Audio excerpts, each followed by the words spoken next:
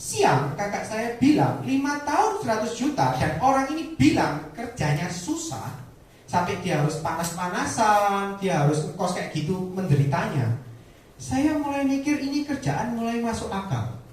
Karena kerjanya susah, penghasilannya besar. Itu pikiran saya pertama tentang Prudential. Pikiran saya kedua, saya mikir gini teman-teman. Waktu saya dengerin ceritanya Pak Faisal, saya itu usianya 23 tahun waktu itu ya. Terus saya mikir, kalau kan katanya 1 tahun di Prudential, kakak saya bilangnya, kamu kerja standar aja, ikutin caranya Prudential, 1 hari prospek 2 orang baru. Itu kalau kamu lakukan dari Januari sampai Desember, di Desember kamu pasti pegang 7 juta. Dia bilang gitu teman-teman. Yang kedua, saya mikir kan nggak mungkin kakak saya ini bohong, mau menjerumuskan adiknya yang imut-imut waktu itu. Sehingga saya mikir, oh ya omongannya bisa dipegang. Dan yang ketiga, saya pikir sebagai anak berusia 23 tahun, saya sama sekali tidak memiliki resiko ketika saya join di Prudential. Maksudnya gimana? Maksudnya gini, saya belum menikah, orang tua saya bisa kerja sendiri, saya tidak menghidupi orang lain di hidup saya. Sehingga kalau seumpama saya kerja di Prudential dan saya tidak menghasilkan uang sama sekali, penghasilan saya 0, saya otomatis masih bisa makan karena pasti masih dikasih makan kan sama orang tua saya. Saya masih bisa minta uang bensin pastinya. Saya jalan-jalan, ya mungkin kalau ada melas-melas ya bisa dikasih uang jajan seadanya gitu kan. So saya mikir pekerjaan ini gak ada resikonya bagi saya saat itu.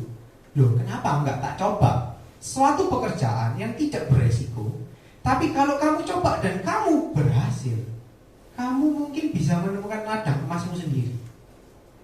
So tahun 2012 akhir saya putuskan, ya udah tak coba. Dengan goal 1 bulan, saya pengen punya penghasilan dari Prudential besarnya 5 juta. Nggak muluk-muluk teman-teman ya waktu itu. Karena saya jujur aja BOP-nya nggak nyantol waktu itu. Mau promosi UN itu loh teman-teman, baru saya ngerti maksudnya Prudential itu gimana ya. Waktu itu saya cuma ngincer income 5 juta gitu. Kenapa? Karena pikiran saya kalau punya income 5 juta, 1 bulan bisa saving 3 juta, berarti 1 tahun 36 juta. Kalau saving 5 tahun punya uang 180 juta, bisa merit. Mikirnya cuma gitu. Nah, singkat cerita teman-teman, saya join di Prudential.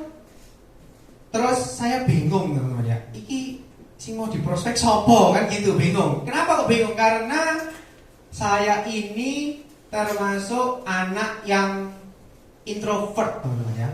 Jadi teman-teman di sini tahu 4 tipe kepribadian itu tahu nggak? Yang koleris, sanguin tahu nggak?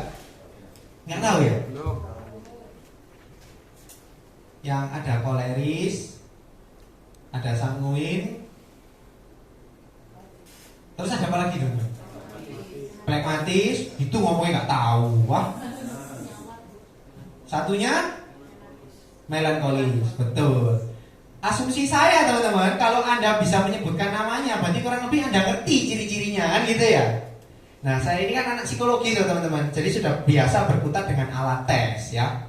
Termasuk alat tesnya ini gitu kan. Lah saya waktu ngetes diri saya ini 40% pragmatis, 30% koleris. Ini pokoknya kombinasi 30% lah, tapi saya lupa kombinasinya berapa. Jadi dominannya 2 ini loh ya, pragmatis, melankolis. Berarti kalau Anda bisa bayangkan, Anda mungkin tahu betapa pasifnya saya saat itu ya. Kalau sekarang sanguin. Enggak, kalau sekarang bukan sanguin kok, tetap pragmatis, cuman bautnya udah lecet di sini. Jadi ngomong terus gitu.